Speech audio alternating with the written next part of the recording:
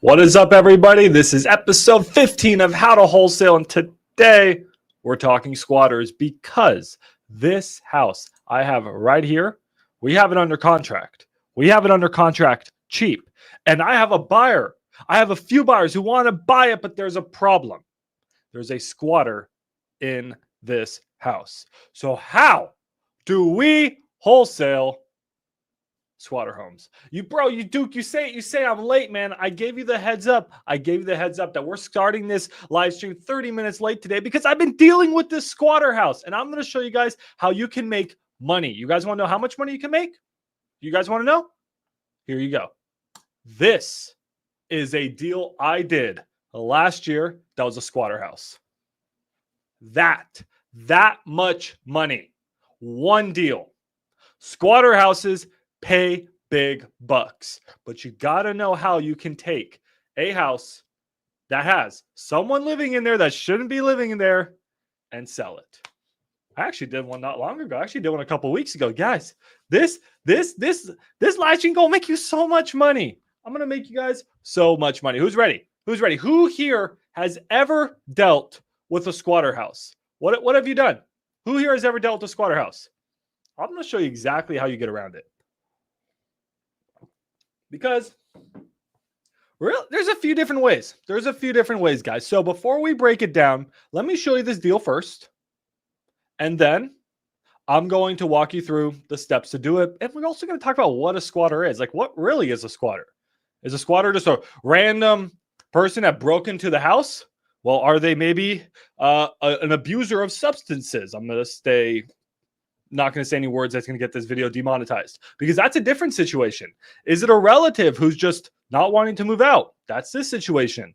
Is it a tenant who's overstaying their lease? Each one's going to be a little bit different. All right. So let me make sure I go live on Facebook, y'all. People are going to be rolling in. 1 second. Let me go live on Facebook. All right. We're live on Facebook. Cool. Okay. Let's get into this deal, guys. So shout out to my JV partner, Travis. He sent me this deal and he's like, dude, it's a great deal, but how do I deal with this squatter? So the situation, guys, is there was a family living in the house. Family moved out. Well, the aunt didn't want to leave, and the aunt's been there for a year and they can't get the aunt out. She will not answer anyone's calls. She won't leave. What do you do in that situation? The aunt is not on title. That's really important, guys. We got to figure out if the squatter has legal rights to the property, because if the squatter does have legal rights to the property, well, they're not really a squatter, are they? That changes everything. We're going to get into that later. That's title. But let's just talk about this deal first. So I got sent this deal. My JV partner locked it up pretty cheap. I'm not going to get into details yet because we haven't officially closed it yet. But let's look at this. This is in a great pocket, guys. This pocket here in Dallas-Fort Worth is an amazing pocket. Usually, these types of houses, we need to sell them under 100K. They're worth like 250K fixed up. But this pocket is great because look what I realized. Immediately when I saw this pocket, I said, there's going to be new home construction. Let's look.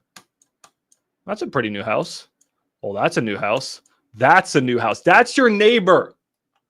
You have a dingy little house like this. Your neighbors have expensive houses. So guys, this is screaming. To me, this was screaming, oh my God, is this a fix and flip, or what should you guys be thinking? Is this a tear down? So I started running the numbers quickly. And I realized that, I wasn't even looking at what new builds were going for. I was looking at what houses were being torn down for. I mean, look at this house. This one was bought for $160 and torn down. Wow, that's crazy. This one was bought for $150 and torn down. There was some houses bought for even higher and torn down. So I started to run my numbers and I realized, oh my God, there's a $150,000 lot. There's $180,000. The land, guys, just this land is worth anywhere from like $150 to like $185. Crazy. And we got the contract. We got the property under contract under that. So I was like, I can sell this all day long for $150, $160, $170, $180, but there's a squatter. And guys, I promise you I could sell this all day long. We literally called the buyer and he's like, yeah, I'll buy it. Done. I'll buy it. And then we're like, there's a squatter. He said, So how are we going to deal with this? How are we going to deal with this? I first want to know, anyone here in the chat have dealt with a squatter house yet? Because you will. Now, I will preface that every single state is going to be different. Every single city is going to be different.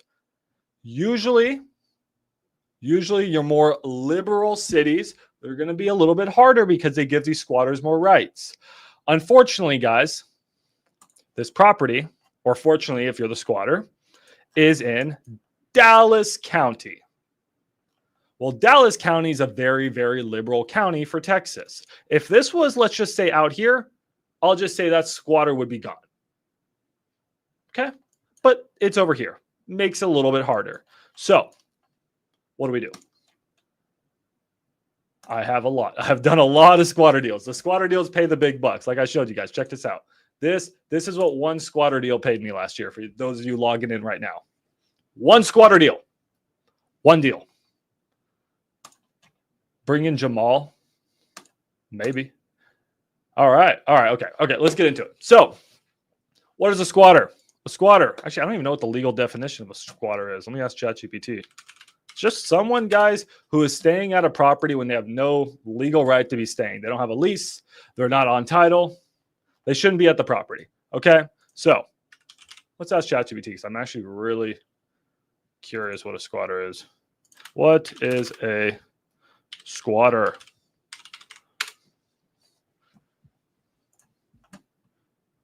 Yeah, so they're just occupying the property land without permission. Anyways, yeah, that's pretty much what we said. So, guys, so squatters, a lot of times, like the most common type of squatter that you think of is usually a homeless person or someone who's just on substances and they like break into the property for shelter reasons. I actually wholesaled a squatter house just like that. And those guys, I can promise you, you hope your squatter situation is that. Those are so easy because usually those people, they don't want trouble. So if you go and you figure out that your squatter is just a homeless guy or just someone who's using, they don't want trouble. The last squatter house I did with one of those, we went in there. There was illegal substances all over the house. We just picked up all that stuff, threw it out front. And yeah, actually, I don't even know if we did that. I think we just went in there and then the guy never came back. So yeah, I mean, it's guys, that's the best case scenario. Best case scenario, because they don't want trouble. Honestly, I think we actually went and talked to the person. They came and picked up all the stuff. I forget the exact situation, but super easy. The ones that get a little bit tricky is when you have someone who overstays their lease or you have a family member who doesn't want to leave. That's when it gets tricky. Okay. So the first thing you're really going to want to do, guys, what I like to do is get the property under contract and send that contract to title. So you're going to send it to your title escrow company. You're going to explain to them the situation, and you're going to simply ask them, hey, does this person who's residing in a property have any legal, ownership of this house? They'll run title, give them a few days, they'll clear title, and they'll say, yeah, they do. They won it in a divorce case 15 years ago. Or they say, no, they don't. Okay, that's going to matter. Okay, so that's really like what I really recommend you guys do. So what does that mean? You got to get a long option period. Long option period on squatter deals. Guys, if you bring me a squatter deal and it's a 3-day option period, I can do it, but that's going to be plan B. Okay, we're going to get into that in a second. You want to get a long option period. You want to study the situation. We got to learn what's going on. So this one, we have a 30-day option. Perfect. Enough time. I'm going to send it in the title today or tomorrow, or my JV partner, Travis, we'll clear up title. We'll make sure that this aunt who is residing in a property does not have legal ownership, because imagine how crappy that would be for her if we go in there and we just say, get the heck out of the house, get out. And she actually is an owner in a house. Like that's really messed up. So you gotta make sure that this person is actually a squatter. Does that make sense, everyone? We're on the same page. Make sure the person is a squatter. Now, what do you do? Let's break this down. Let me go to my notes here. We got a few options.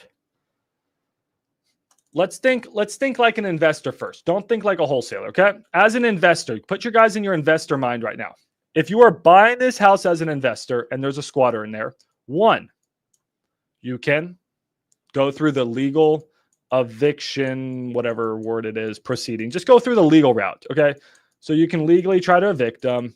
You can send them a notice to vacate.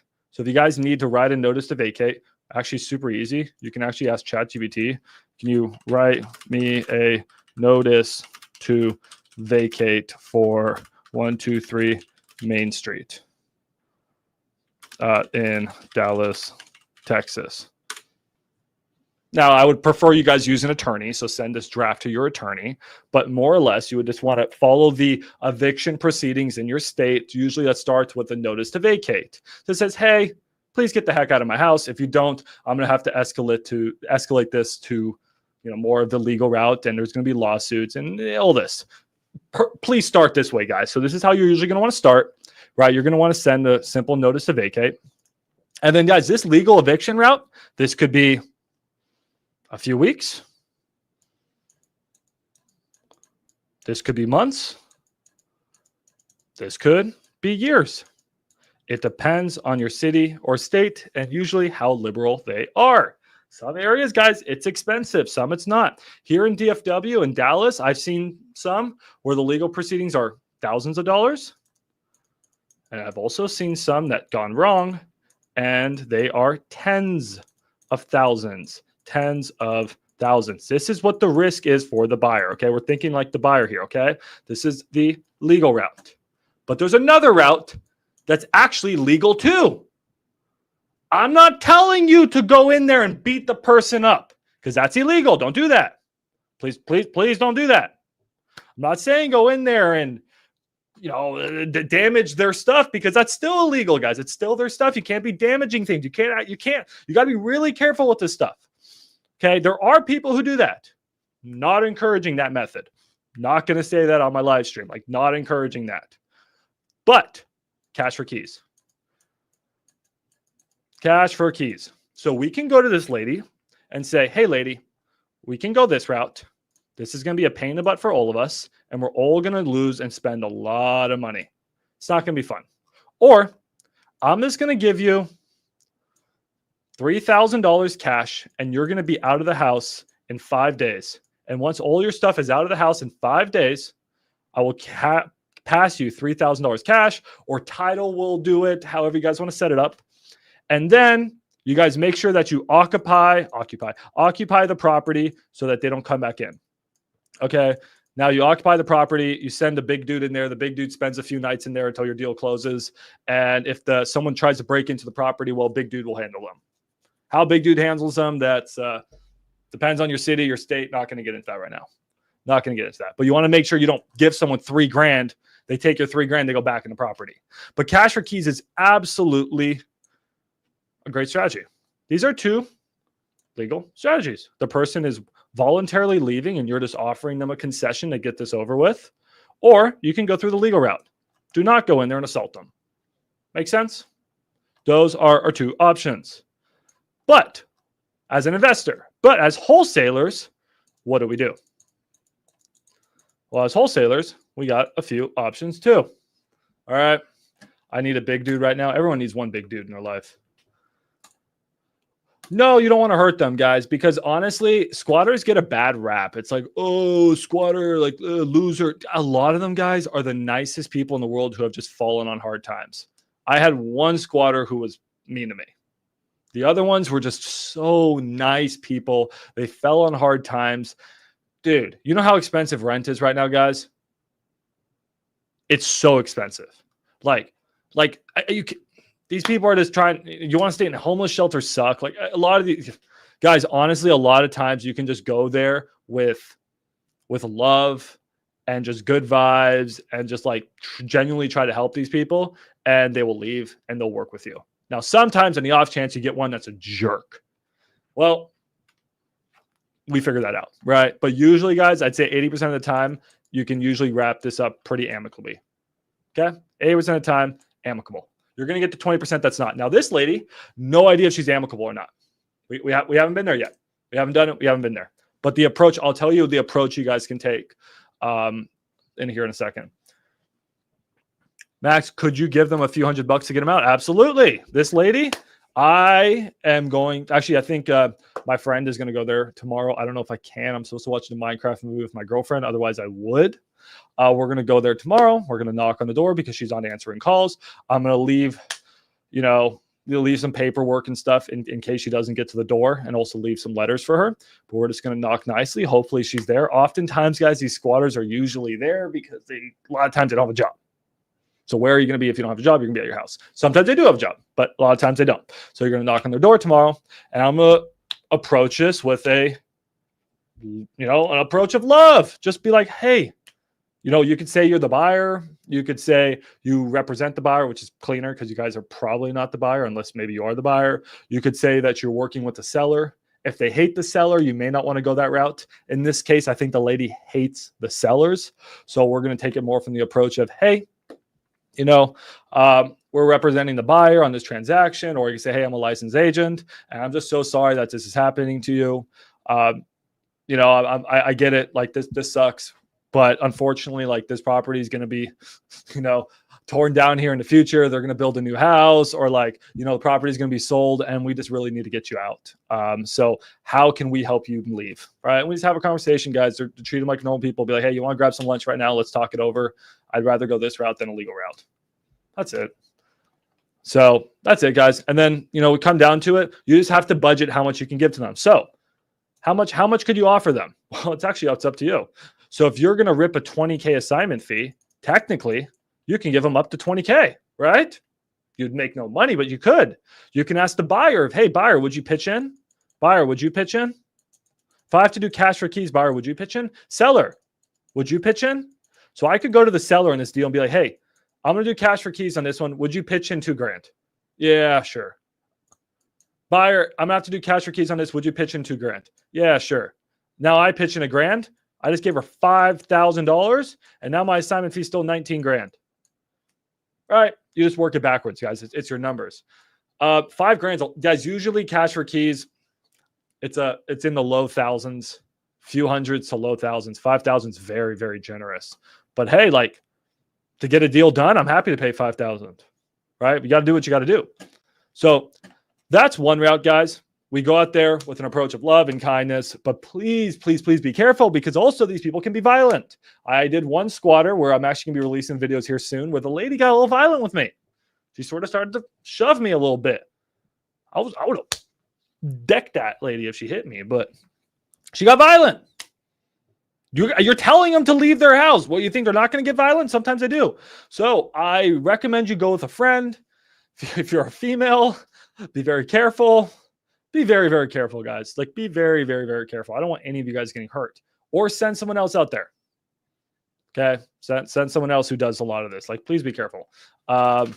These people can be very, very, very violent, especially if they're on substance. Okay? So, or you can just leave a note on their door, run away. It's all good. Okay, but please probably prefer to send someone else out there.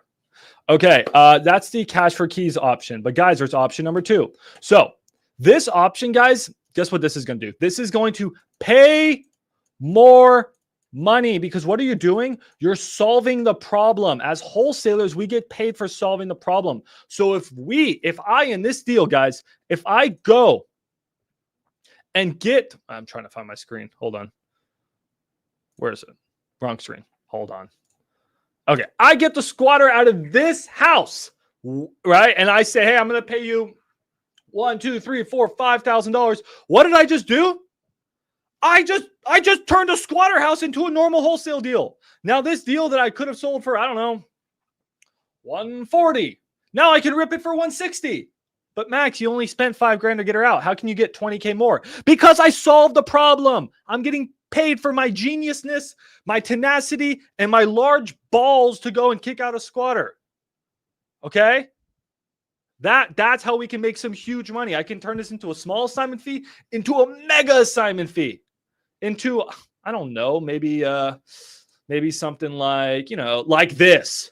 That's how you can make life-changing money. You go and you actually cash for keys them and you solve the problem. But you guys are busy. You're scared. You don't want to do it. You don't want to JV with someone who wants to do it. You can't get a hold of a squatter. It's not working. I went out to a house. I tried to kick her out. She got physical with me. I couldn't. Nightmare. Police were calling me. It was crazy, guys. I ended up just selling the deal to an investor who wanted to handle the problem himself. But guess what? I sold it at a huge discount. Could have made so much more money, but I sold it at a huge discount. I couldn't get her out. Okay. This guy, he knew he could. He's an expert in it. I'm not an expert in this, guys. I'm not an expert. I'm just a guy who just says stuff on the internet. But let me show you something here. Let me show you something. Because if we're comping a squatter house, guys, you guys saw how I was comping it for land value? You're like, Max, well, maybe the house is good. Maybe it's not a teardown. Guess what? If you are wholesaling a squatter house, you have to assume it's in the worst condition possible. Because are you going to get pictures? Well, no, you can't get pictures. So if you can't get pictures, the investor, as an investor, I'm not going to take, Juan's word for it. Be like, yeah, Juan.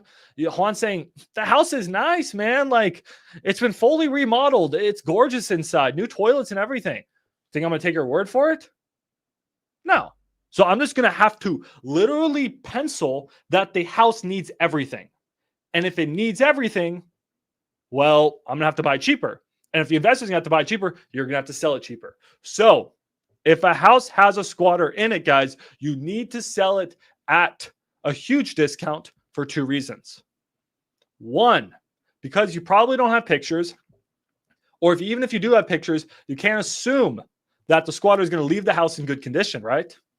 So you're going to have to sell it like it's in terrible condition, even if it's a nice condition. So sight unseen, the investors can't even come and see it.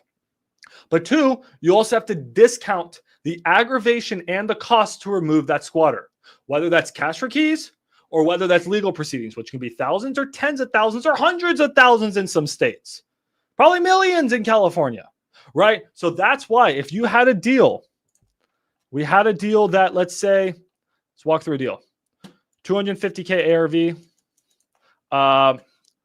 Well, we guys, we thought it was a 40K rehab. Okay. 40K rehab. What would we usually be able to sell this for? Let's say we could sell it for 75% of ARV, or we can use the 90% rule. Using the 90% rule, guys, we can probably move this for, here, we can do it real quick, 250. Okay. Times 0.9. Someone want to do the math for me? Minus 40, minus, let's say they want to make 40K profit, so minus 80. If you guys are confused by this, do not worry. Someone give me the answer to that. Go watch this video here.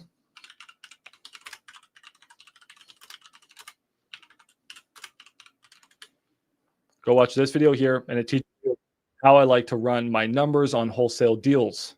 It's a very, very good video, and it's popping off low key. Okay, so back to what I was doing. Someone run those numbers for me? Squatter going to cost you another 20% of ARV? Very well could. Okay, so no one wearing my numbers for me? Thanks, guys. I really appreciate it. Okay, so that's probably 225 minus 80 is 145. All right, so 145. Okay. That's if you have a nice South Dallas house. Okay, that's a nice South Dallas house. But how do I know it's nice? We can't. So now I need to subtract. Okay, well, they went from 40K rehab to it needs everything. It's a 75K rehab. But Max, it's not in that bad a condition. How are they going to know? Again, I wouldn't trust a wholesaler. So now we're at 110. Well, now we also have to subtract for aggravation of the squatter, which could easily be 10K, 20K. You see how you just went from a good wholesale deal to now you're at this is what you're selling it at. So that's why, guys, option 2 works. You find a buyer who will solve the problem themselves. But by finding a buyer who's going to solve the problem themselves, you just made less money because you passed on the problem to someone else. Or if you can go do cash for keys and solve the problem yourself, you're going to make a lot more money. But you can still make a lot of money by making less money. I know it sounds weird. You can still make a lot of money by making less money because you still are solving a problem. You're still finding someone else to solve the problem, which in itself is solving a problem. Finding someone else to solve a problem for someone else is in of itself solving a problem because that original person could not go and solve that problem themselves. That is how you wholesale squatter houses. Do we need a recap? You guys all confused? All right, I'm going to take questions. All right, if you guys have questions, here's what we're going to do. I want you first to make sure that you guys are all in the wholesalers. This is my free wholesaling Discord community. Got to join. It's free. We have the best Discord community in the world.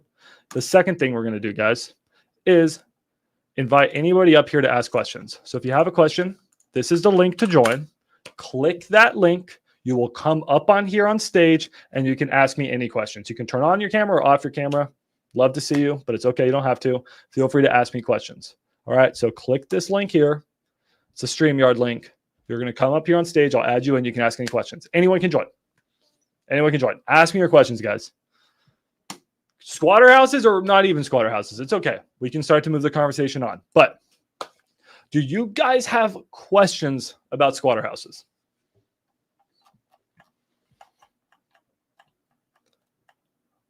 Because right now, I'm looking for a buyer, looking for two things. I have buyers for this deal. Like, that's easy. It's a good deal.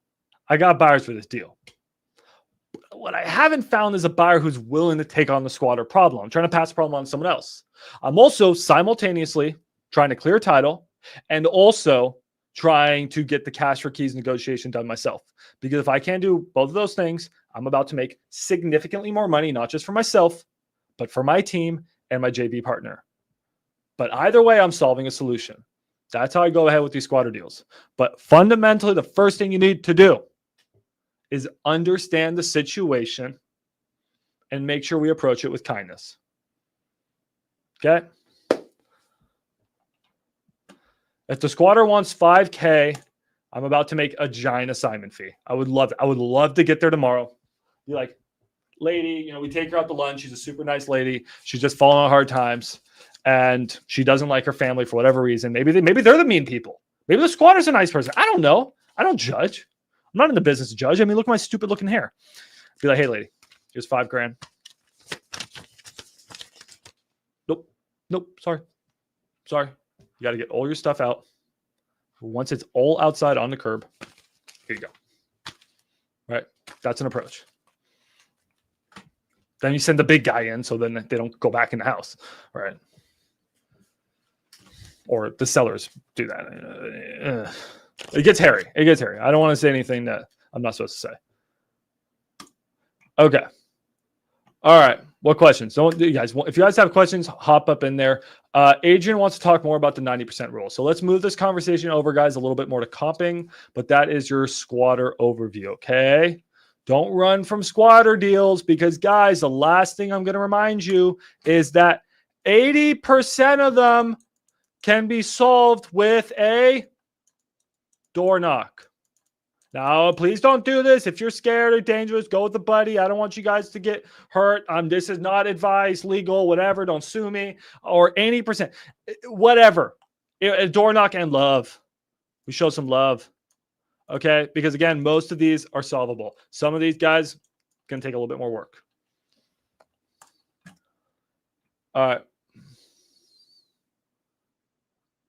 Okay, Adrian, I'm not going to put your comment on the live stream, and I'm also not going to comment on your comment. Communication solves problems. That's a beautiful thing to say, Juan. Okay, so let's talk the 90% rule. All I have to do is camp at house to make 5K. I'll take it. No. Oh, for you as the squatter, right? Yeah, the squatter broke into a house, committed a crime, and then is going to get paid $5,000. We're in the wrong business, guys. We're in the wrong we're in the wrong business. All right, you guys all want to learn about the 90% rule. I'm really proud of this rule I created using RJ's framework. Now, this is, again, just to preface, this is not exactly what RJ does.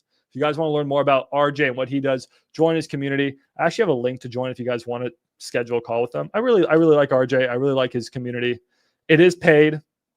But if you're into PPL and you're into wholesaling, a really unique way that's like a direct, no BS approach, go check out RJ's community. I'll drop you guys a link right now.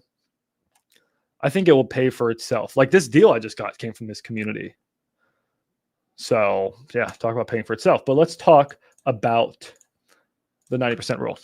Because a lot of you know the 70% rule. Who here in the chat does not know the 70% rule? And if you don't worry. That's okay. I'm not going to make fun of you. All right. This is the link, by the way, to join RJ's community if you guys want to check it out. Just schedule a call with them. See if it's a good fit for you.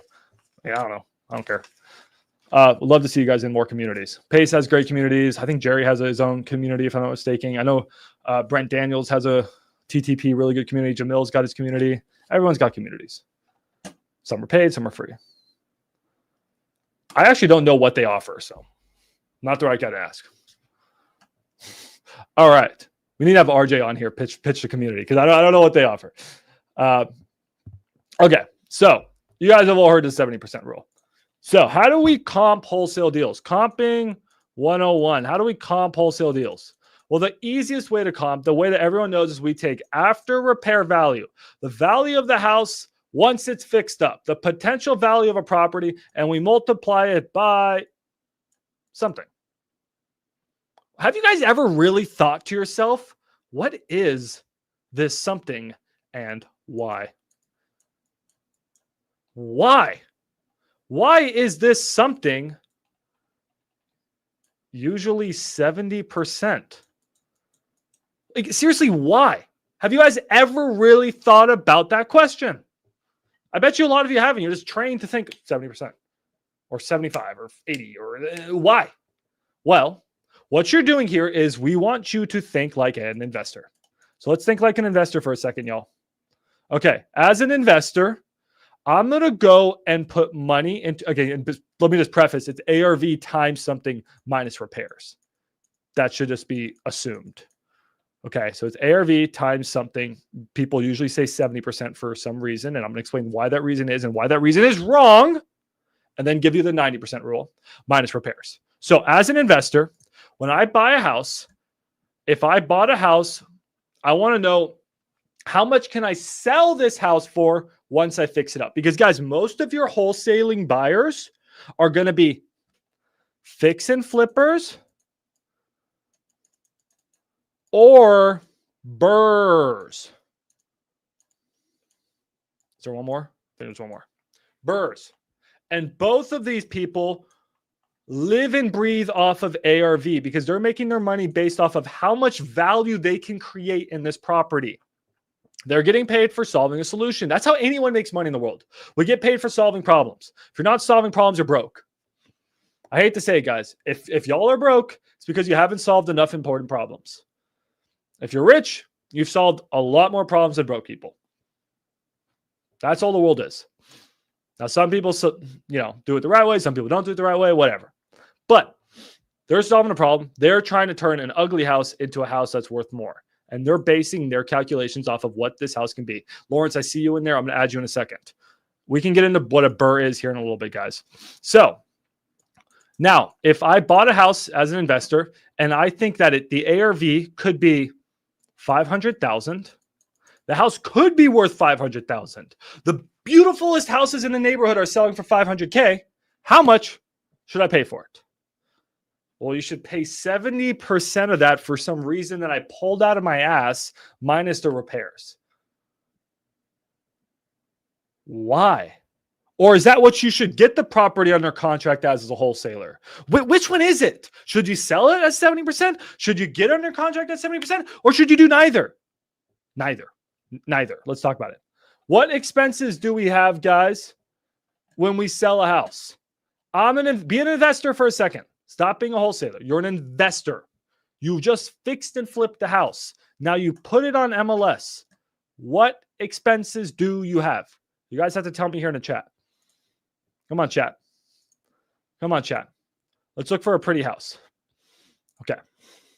Come on, chat. Let's find a pretty house. House that's been flipped. Oh, those are ugly. These are all ugly. These are good wholesale deals. Why aren't you guys calling these? Okay. Let's say this one's been fixed and flipped. They'll listen to this at $860. They just dropped the price. Ugh, that sucks. What expenses do they have when they're selling this house? Because you have expenses when you sell a house. What are they?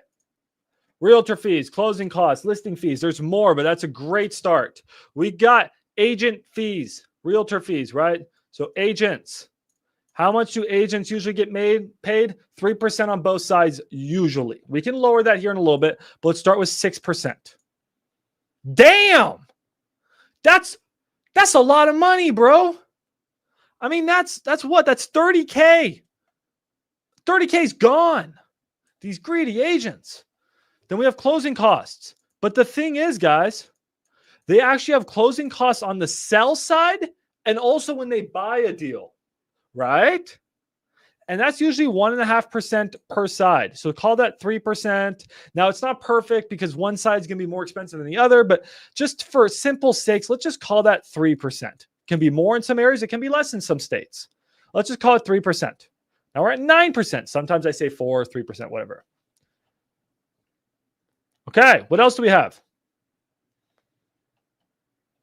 Yeah, I mean, yes, really closing costs. Thank you. So Lou is actually accurate. Closing cost is not the right word. We really should say escrow, title, prorations of taxes. We're just going to bundle that into closing costs. But yes, that's a proper way of looking at it. So that's like 9% right there, guys. Just right there. Okay. Now you also sometimes have other costs. If you bought the house cash, well, that's fine. But if you didn't buy the house cash, you have hard money loans. Now, hard money loans average to usually 1% per month. So if your flip, let's think about it. If your flip, the rehab takes 60 days. Well, what if, let's say the closing takes an extra 30 days, but then the days on market to actually sell the house is probably another 30 days or 60 days. Let's say it's another 60 days. Now you're at, what's that? That's 1, 2, 3, 4, 5. That's 5 months right there. So that's another 5% plus 2% up front. Like this stuff starts to add up. That's why hard money can kill you on a flip. But let's say we're working with cash buyers for a second. Let's simplify our life. You probably also have holding costs, right? So you have taxes, insurance while you're working on a house. Now, how much is that? That's hard to say. But let's just take this simple numbers, guys, and let's just say it's 10%. We go with that? We go with that? And we just say it's 10% for cash. Simple numbers, okay? Okay. It's 10% for cash. Simple. Could it be 6%? Maybe. Maybe if you're an agent and you can list it for free and you have a really good title company and you're in and out of your flip and you're not paying a lot of holding costs, could it be 14%? Yes. Simple numbers, we're just going to say 10%, okay? So what's another way of saying 10% in costs? Another way of saying 10% in costs is 90% of ARV. Huh. Wonder how this guy created the 90% rule. Because we're thinking like an investor. So what I'm going to do on my flip, the 500K house, if I think it's going to be worth 500K, how much should an investor pay and how much should you get under contract? Let's think it through. 500K house, well, we're going to the investor is going to have 10% in costs, AKA they're going to have 50K in costs. So now let's back out that 50K and we're going to call it 450K. So is that how much the investor should pay? Well, no. That's stupid because they have repairs, right? So what are repairs on this? A house like this, repairs probably 80. Let's just call it 80. You guys good with 80? All right, let's call it 80. So let's say now we're going to subtract 80. So instead of 70% of ARV minus repairs, oh, sorry, not 80%, 80,000. We just did 90% of ARV minus repairs. But Max, why? Wait, what? That's stupid, Max. We're not done yet. We're not done yet. This, guys, what I call this is the break even for an investor. If an investor bought your house at this price and everything went right, which it never does in a flip, ask me how I know. Lost a lot of money. If everything goes right, they'll spend 80K in repairs. So they'll be, let's say they buy it for 360. They'll spend 80K in repairs. We'll be at, 370. They buy it at 370. They'll spend 80K in repairs. They'll be at 450. And then they sell it. They'll get no money on this flip. They will break even. Does this make sense, everyone? If anyone is confused, let's stop now. If anyone's confused, let's stop now. Drop confused in the chat if you're confused. I'll give you 5 seconds. If you're not confused, We're going to move on. Because now I'm about to show you the magic.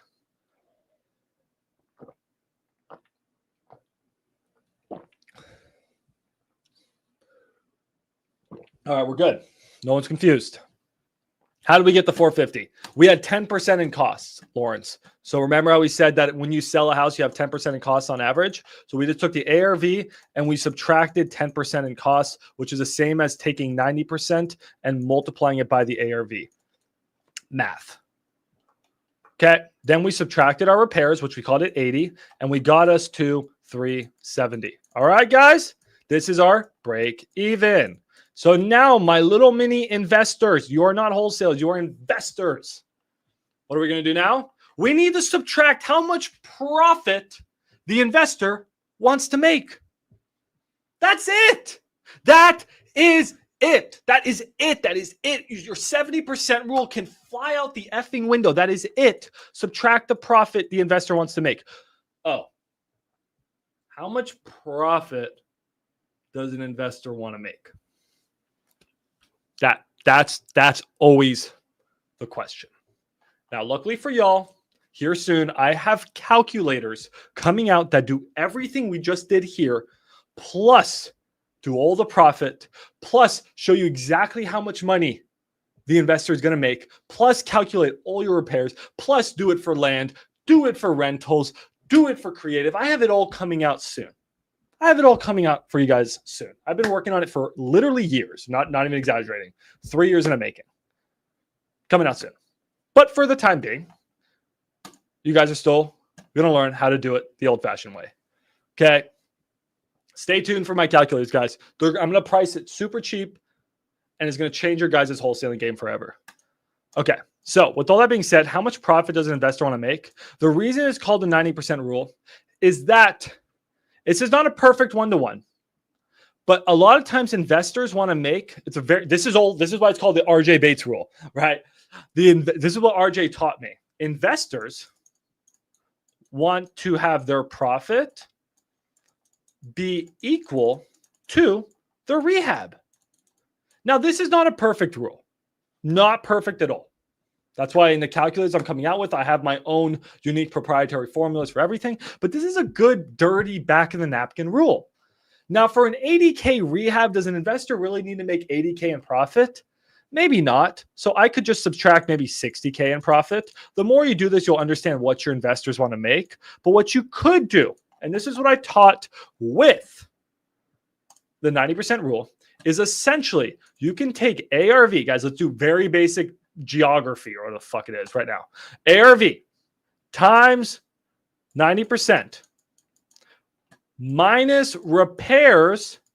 And if you want your profit to be similar to your repairs, all you do is minus, put a parentheses here, remember geometry or whatever, times 2. This is a freaking game-changing formula for you to use in your wholesaling. Your ARV times your 70%, you can take it and stick it up your ass. I never want to see it again. And I'll explain why here in a second. This is a much better formula because it's derived from logic, not stupidness. This is shooting darts at a palm tree. It makes no sense. Why would you throw darts at a palm tree? You wouldn't. It's like throwing darts at my stupid hair. My hair looks like a palm tree. This is derived from logic.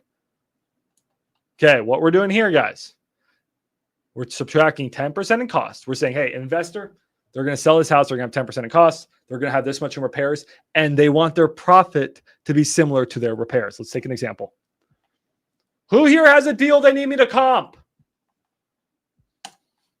Who here has a deal they need me to comp? I feel pretty with my hair right now. I want to comp someone's deal. Someone send me an Addy. Me, Lawrence, I'm going to let you in the chat. Go. What's up, Lawrence? I don't think Lawrence is ready for that. Hello? I'm here. Oh, what's up, Lawrence? Yeah, I was in delay. I shouldn't be in delay now. No, you good, bro. You got a deal for me to comp? Welcome to the channel. Yes. Yeah, okay. So I have a deal. It's another JV. Okay. This is with the same guy that we had last time that me and you were working on. But that deal, I was having problems with the seller. They was talking about they want us to present a buyer first, and they was confused with what we were trying to do. Okay, give me an Addy here, then we'll get the background story here in a second because I want to finish up our thing. What's the Addy? All right, so the address is I'm gonna go to my messages in my phone right now. Okay, where's no my worries. phone? Yes, got you. Anyone has questions about what we covered, guys, let me know. But we're gonna put this rule to action. I'm gonna put this rule to action. So this home is the address is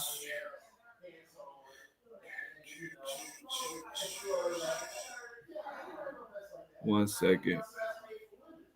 We was texting a lot. It's 707 All right. Booth Drive, San Antonio, Texas. Okay. All right. It's on market direct to seller. All right, guys, my little contractors, let's start here. Before we get the ARV, which we're going to have to comp it, and we're going to have to use Propelio, aka freepropelio.com. We need to figure out the rehab. All right. So I want all of my little mini contractors here in the chat. What do we think rehab is? We have a 4.2, 1,800 square foot house built at 65. It's an old house, guys. 60 years old. Okay. What do we think? How much do you think work's going to be on this thing? Do we have any idea of? I'm going to say pretty much all the majors are bad, right? Maybe the roof bad. Yeah, like a 75K. That's a guess. That's a guess. What do you guys think? You guys think Lawrence's 75K guess is good, bad? Thoughts? I based that off your Discord abandoned ship. Love that. So yeah, how did he get that number, guys? He used the free resources in the free Discord. He scrolled down to repair estimator, and he said this is an abandoned ship, which it's pretty bad, right? And he's saying that based off of that, he's saying 70K, and then you could even get higher by adding in more major repairs. If the foundation's bad on this thing, and maybe it needs a roof, you could be at 90, right? That's what the cheat sheet's saying. But what do you guys think? You guys smarter than the cheat sheet? No one's giving me numbers in the chat. You guys are disappointing me. Come on, there's no wrong answers.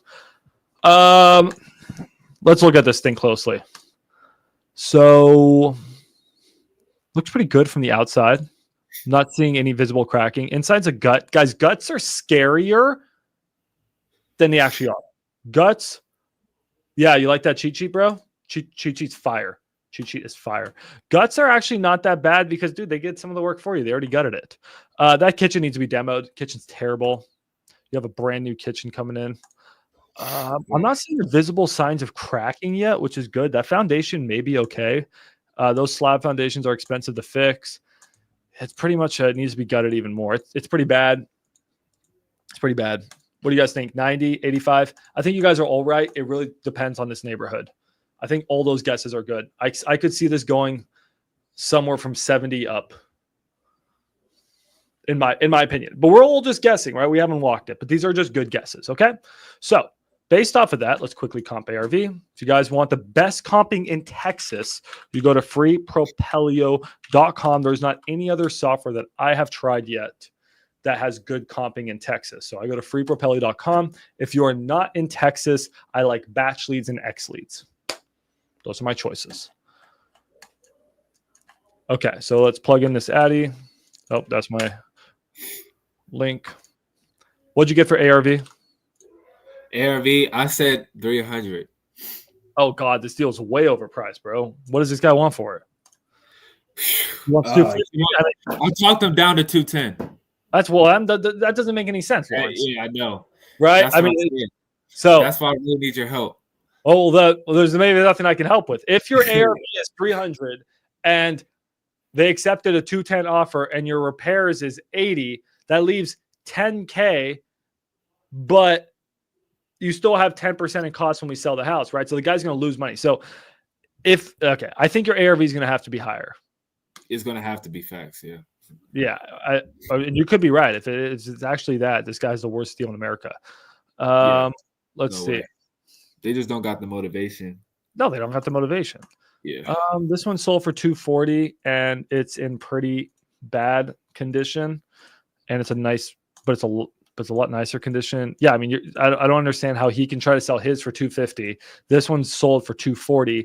It's It's literally way bigger. It's a way bigger house in way nicer condition. Not beautiful, but it's a livable, nice house for 240. So I think your ARV is actually correct. I think this may very well be the worst deal I've ever seen in my entire life. Yeah.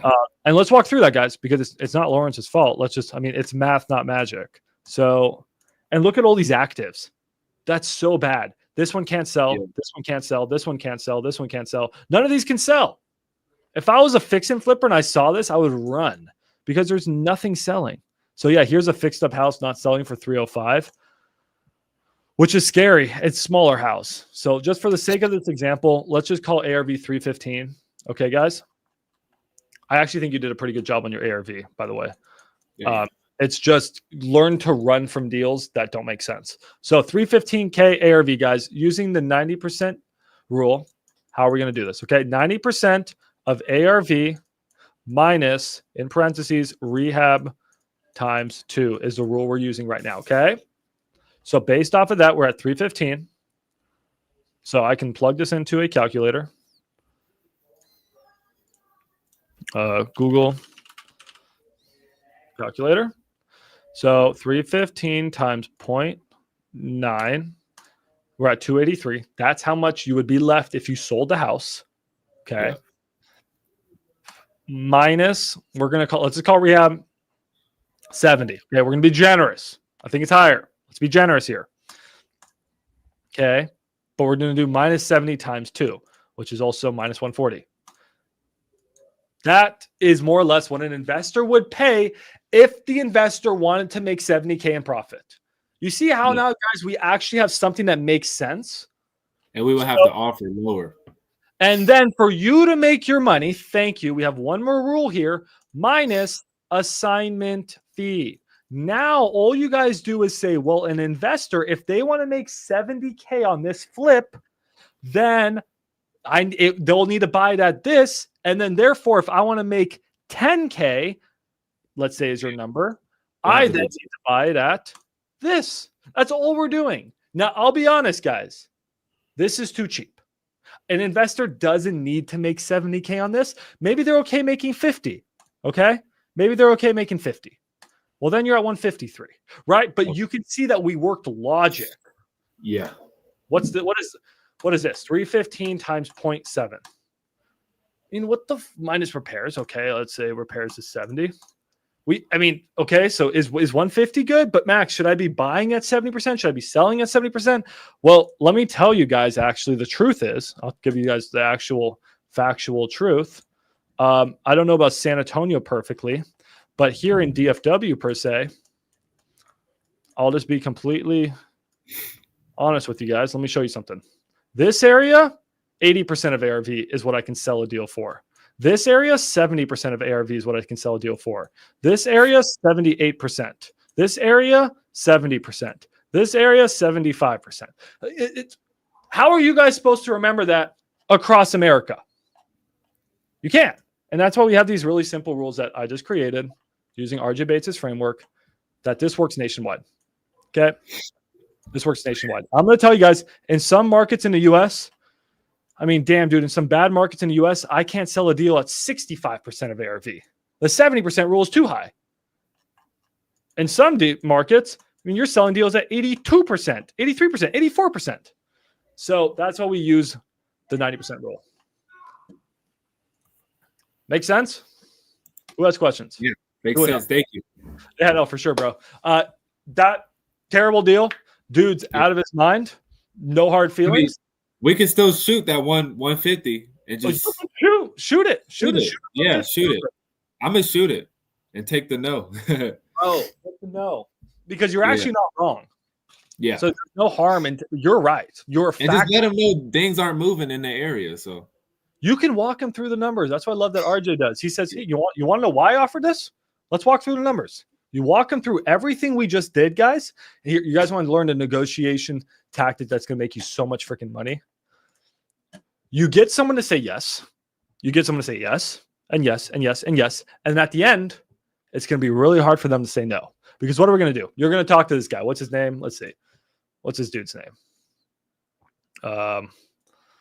His name is, I had it. What's his bro's name? We're gonna pick it up. It's a FSBO, guys, which means we can call the seller. So we're gonna talk to, well, just property owner. Okay, we're gonna talk to Mark, and we're gonna say, hey, Mark, fixed up house in your area. This house, look at my comps. Here are the comps. This house fixed up is worth $315. Do you agree? And usually they say, yeah, because they're like, that's a big number, right? They usually agree with that. You say, okay, cool. We're on the same page. Well, Mark, you understand that when I sell a house, I have to pay agents and all these, closing costs, and I have to pay all this stuff, and I have holding costs. I have all this stuff, right? It's math, not magic. Great video by RJ, guys. Go watch it. Yeah, I guess all that makes sense. And you can walk through the numbers. I got 3% here, 3% there, whatever. So I got 10% in cost. Can we agree on that? Yeah, we can agree on that. So I'm going to walk with 280, whatever our number is, right? Yeah, I can agree with that. They're still on your side. They're saying yes and yes. Okay, well then let's talk about repairs here. I think this house is going to be $70K in repairs. No, there's no way I can do it for 20. Oh, okay, well, let's see. I got 10 here, 5 here. Paint is going to be an extra 8, and then outside is going to be 4. You guys got to get good with your numbers. It's okay. You'll get there. And you're going to say, this is how I'm at 70. Do you agree with that? I guess I could see that I still am 50. Let's call it 60. Let's just call it 60, bro. Okay. So then we got 60K in repairs. Okay. Well, then after all this, I need to make a modest profit. You think I'm going to do 3, 4, 5, 6 months of work for free? I mean, that makes no sense. This isn't communist China. I'm not going to do work for free. No, you got to make a modest profit. They usually never argue with their profit. They're going to argue with your numbers here. They may argue with your numbers here. We're going to have a hard time here, but they may. And they may argue with your number here.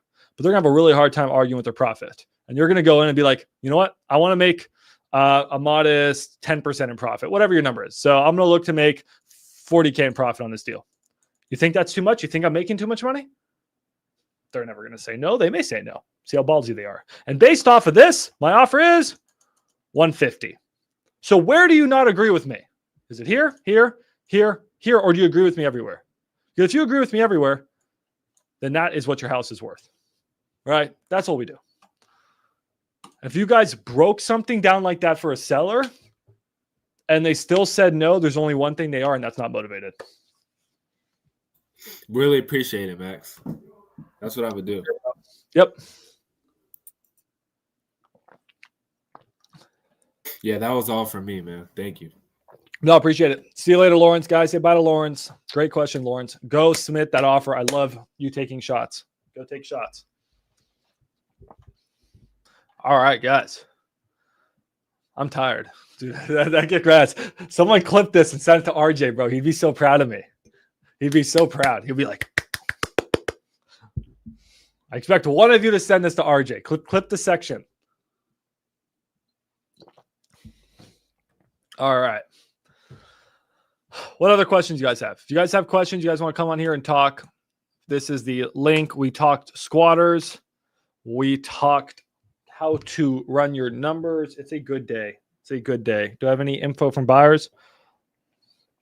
From my understanding, squatter is not on deed or title. She's a squatter. Not a homeowner. If she's on deed or title, she ain't squatted. She's a homeowner. All right. Messaging people.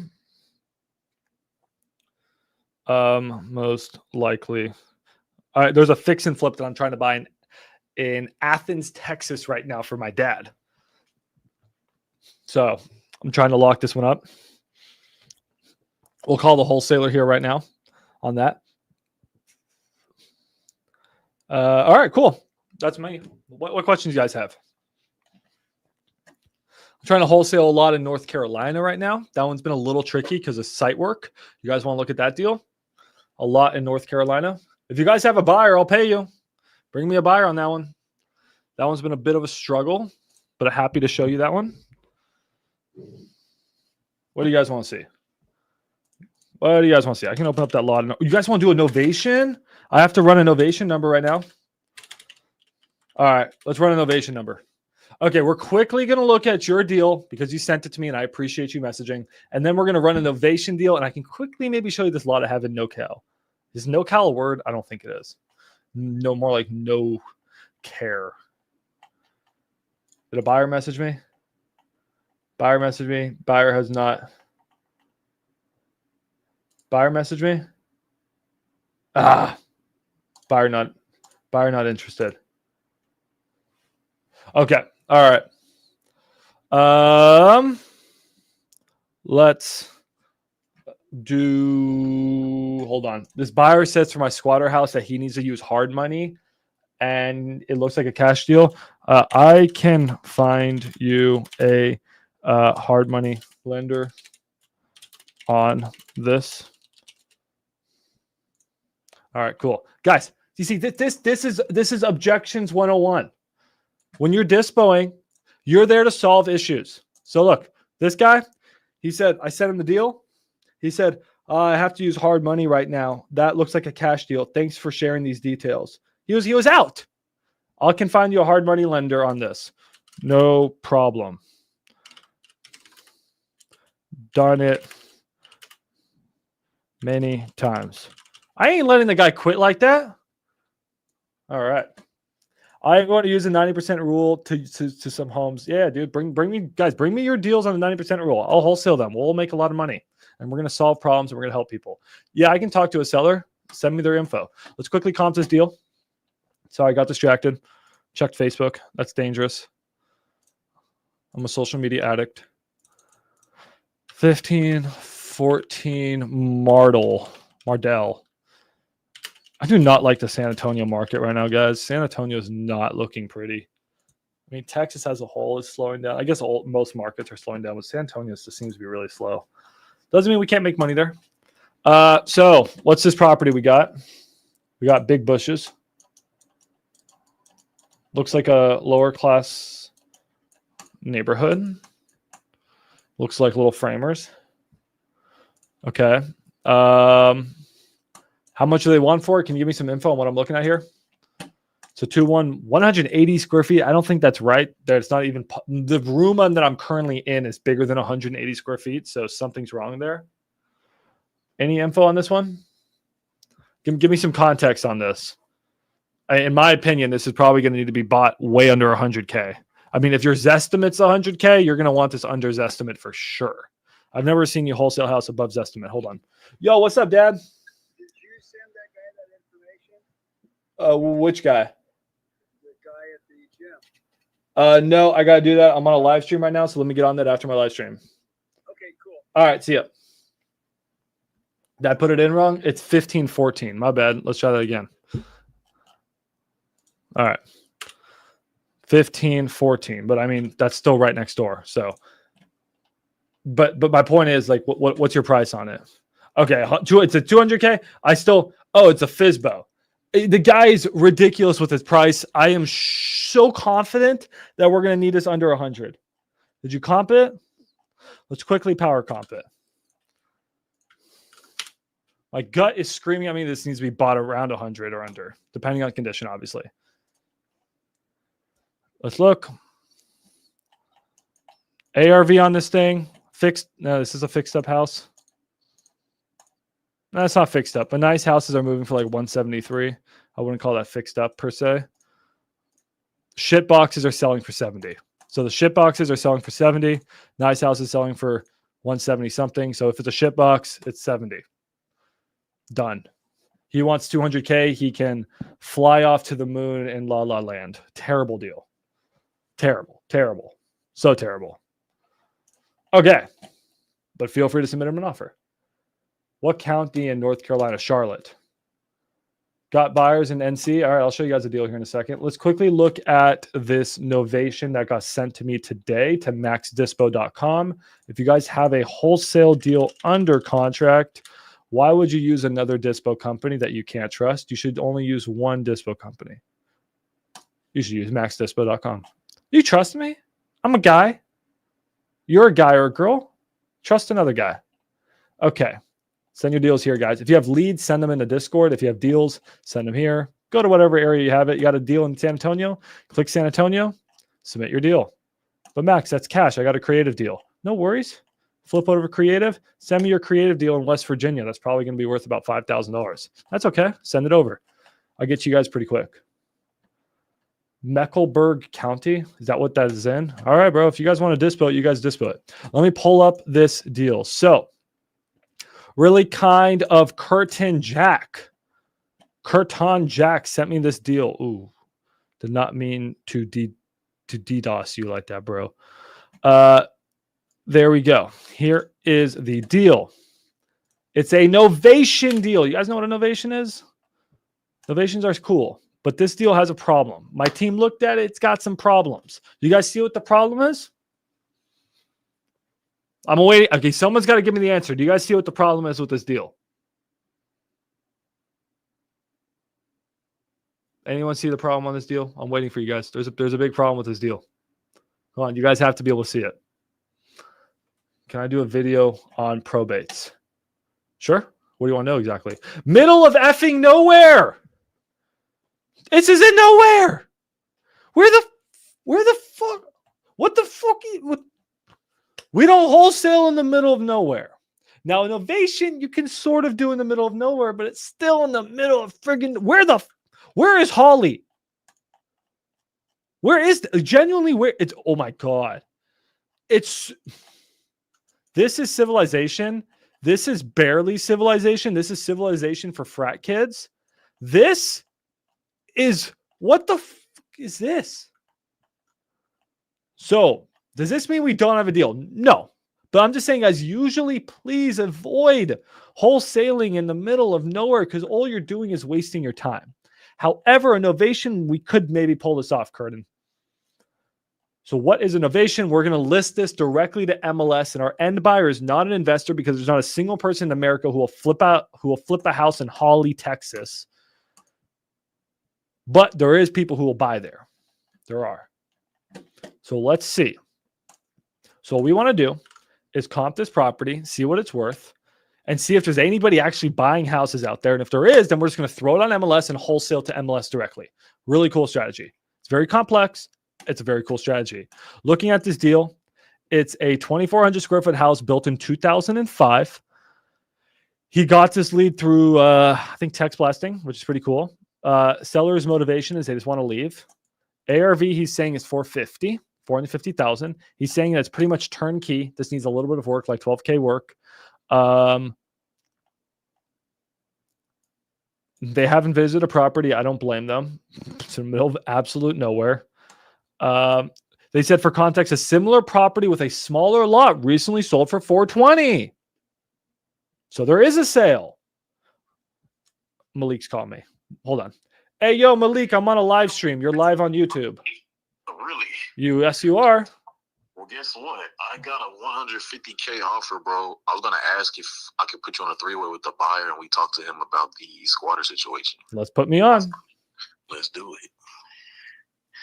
All right, 1 second, bro. All right. This man should be doing audiobooks. He's got a good voice. I got a high-pitched voice. I got hair that looks like a girl. I can't do audiobooks. All right, guys. Malik. Mr. Malik.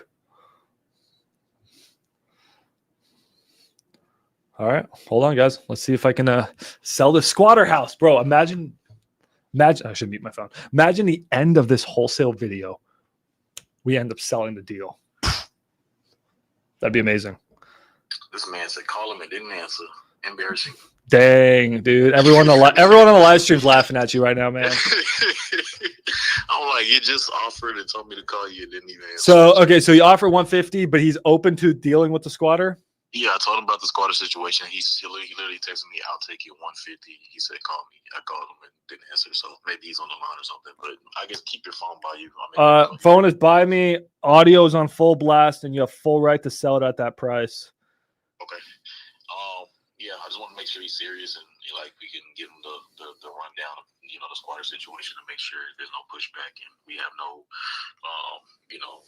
rebuttals later.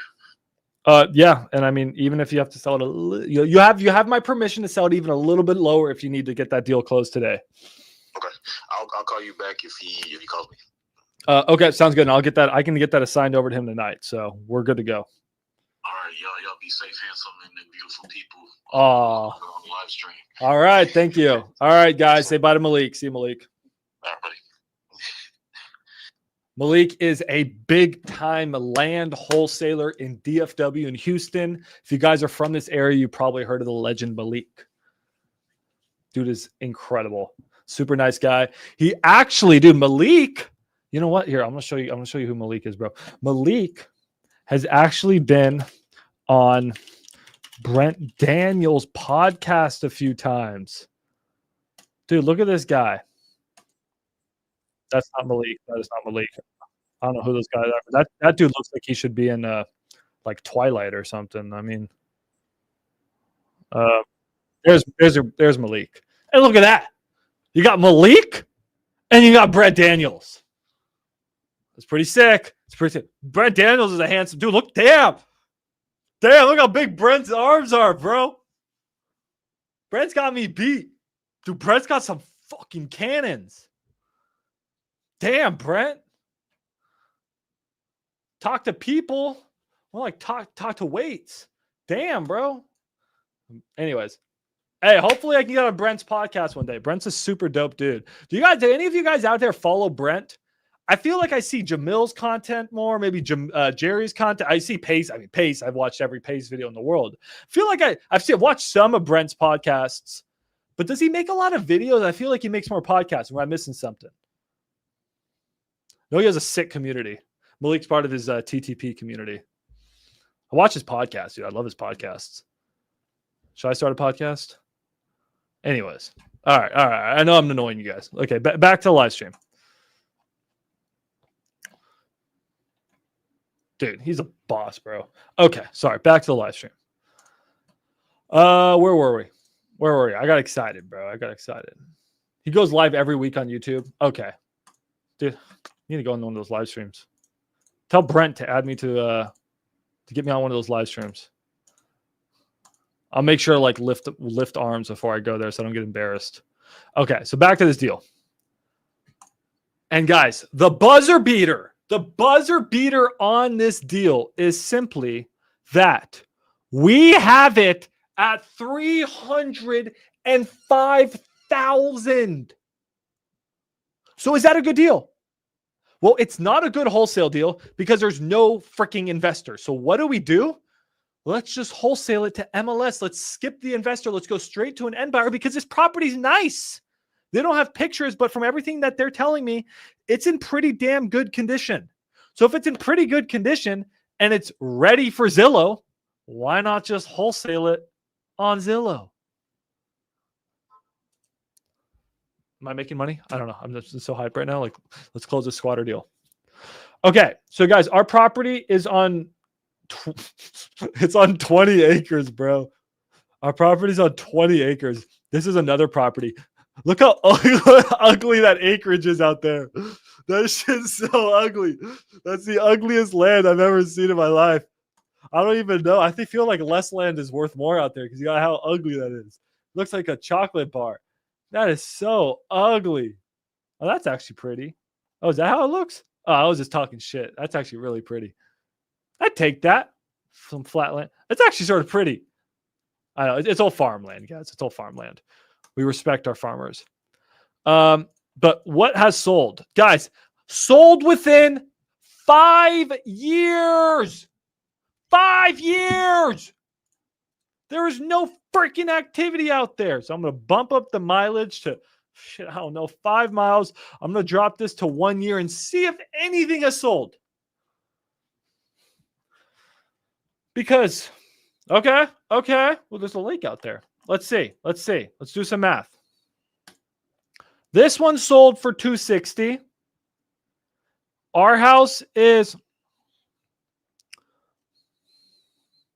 2,400 square feet, 2005. It's probably I may actually call the wholesaler right now. It may be it's probably a mobile home, but this mobile home sold in 2 days. Damn. Sold in 2 days for $260. It was on how many acres? It's only on 5 acres. Ours is on 20. But this mobile home is freaking nice. When it comes to mobile, like they have nice fences. Like these fences, those are expensive, guys. That's a nice mobile home. This is a 2022 nice mobile. What the fuck? I don't know what happened. That's a nice mobile home, guys. So ours probably not worth that much, but that's a nice mobile home. So wait, 250. Wait, did I just get excited over nothing? He got it at 3. Oh shit, he got it at 305. Oh, actually, that's maybe not a good deal. For some reason, I thought he said 460. Oh shit. So guys, this comp sold for 260 and they got it at 305. It may not be a good deal. I just got really excited. I completely just went dyslexic mode. This one's pending at 450. So let's keep doing some research here. But maybe ours is not a mobile home. I don't think you know what? Why am I asking? We should call the wholesaler. If ours is not a mobile home, 100. This one's 100 acres. Damn, and it's pending at 450. That's not a good sign for us. I think ours is expensive, guys. I don't know where he got ARV 450 because I ain't seeing it. Here's another one that sold for 270, 60 acres. So what we need to know what this house is on here. Anyways, probably not the best novation deal, but it's an interesting one. I don't mind listing it and just hoping. Let me call the wholesaler real quick. It just looks like a you think it's a mobile home? Oh, I can go street view. Thank you. So it's just a basic ass mobile home. That doesn't look like 2,000 square feet to me. I don't see the comps. I don't see it. You guys tell me if I'm missing something, but personally, I ain't seeing 400 comp. I just ain't. Where is this 400, this mystical 400 something comp that everyone's telling me about? This one's 380. That's a no, it's a bad deal. It's a bad deal. You can't tell me that this is a nice ass house and this sold for 380. That's a nice house. That's like an actual house. So I don't see it. I'll tell the wholesaler right now and burst the bubble that I don't see it. And that's okay. It happens.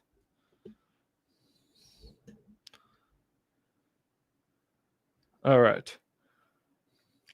All right, let's call the wholesaler, guys.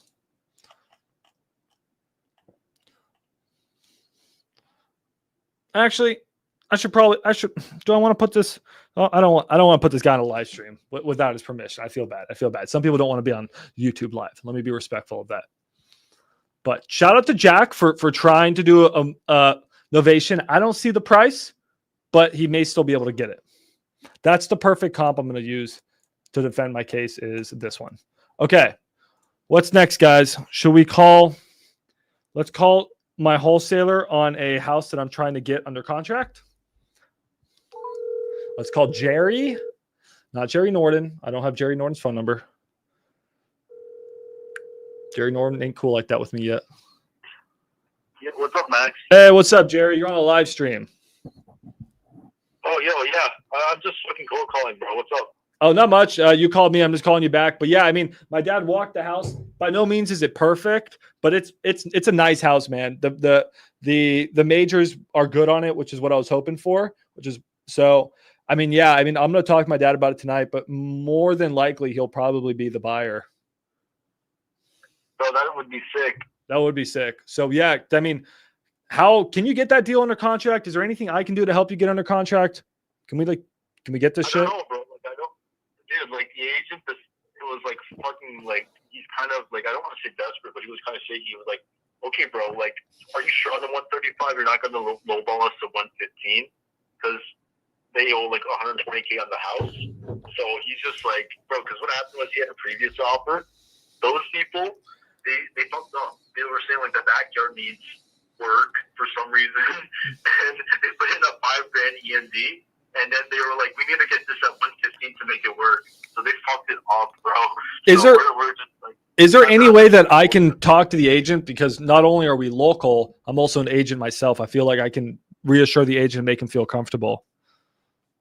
I mean, I think he's like ready to go. I don't really know, bro. Like, I just don't want to push it too much. Well, I mean, I'm not. You know, I'm not stealing your deal, right? Because I'm the buyer, but I just want to get this to the finish line. So then, you think you can submit the contract then and just get this inked? Because I want this. I want this deal. I think so, bro. If anything, we could maybe do a backup system where it's like if I can't get it inked, then it just goes to you. Sure. I just don't want someone else to snoop in and take it. So how quickly? Yeah, I mean, it's in Athens. It's in the middle of nowhere. I'll send him a signed contract. He's talking with her tomorrow. So You want me to?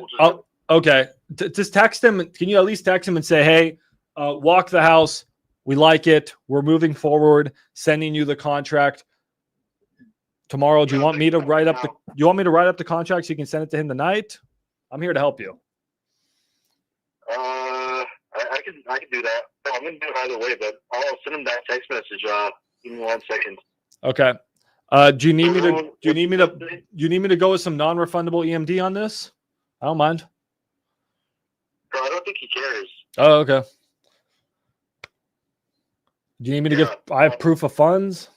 I mean, bro, I have to. I already sent him one. I'll pretty much do anything on this deal just to get it.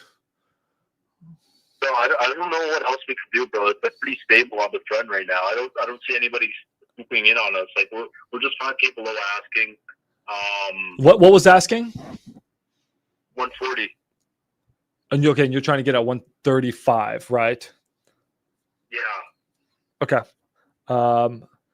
Yeah. So like it's pretty solid. Okay. Yeah. If you can get that in. Yeah. What did you just say, bro? I'll text him what you just said. That we walked it, we liked it, and we'd like to move forward, and we're serious. Just also tell them we're locals. People country people like to work. You know, country people want to work with locals. I'll just tell them we found a local contractor as well. Yeah. The property. Yeah. I mean, I'm fucking local, dude. Yeah. I mean, the buyer is local, and our contractor is local. Everyone's local. I'm just telling you from experience, if you're wholesaling deals in the country, you want to tell them that you're local because country people only like locals. I'll fucking go meet the agent tomorrow and wine and dine him. I'll take him out to some fancy country restaurant. I mean, unfortunately for him, he has to go to a fucking nursing home to get the sign tomorrow. Oh, yeah. Ugh, okay. Yeah. Okay. All right, dude. Let me know what you need on this one. I will run numbers tonight and see if I need to even go hard on it with non-refundable EMD. Yeah, bro. To be honest, like the last people gave 5K EMD, so it's like I don't think that's the biggest issue. He just doesn't want the price to be dropped. Like this is pretty solid. No, just tell him like, you know, there's no competition on this one. I don't think. Yeah, just tell him we're not dropping the price. Say we already walked it with the contractor. We're not dropping the price. We're good. Just reassure him. All right, go get it, dude. Go get it. You walked the property. We liked it. We got a local contractor as well. We're confident at 135, and we are not going to. And I just say, like, I give you my word, we're not going to drop the price further. Price. 135 is firm. I mean, if they need me to get into detail, like kitchen cabinets need to be completely replaced. They're effed. You know, there were some things. Okay, yeah, I just texted him. All right, go get it. You got $7,500 on waiting for you. Make it whole. Make it 18. Don't be a jerk. Don't be a jerk on a live stream. Bro, it's $500, bro. Just make it whole. Yeah, you owe me $1,000. Give me my $1,000 first. I gave you the. Bro, that was gonna get paid to you, bro, on Monday. So let's make it $8,000 home, okay? Everything I've done for you, Jared, you're still asking for $500 from me. Bro, I need to buy new shoes. You're such a jerk, bro. All right, I'll talk to you later. All right, see you, buddy. All right, guys, how did Jerry find this deal that I may pay him $7,500 for? It's in the middle of nowhere. It's in Athens. You guys know where Athens is?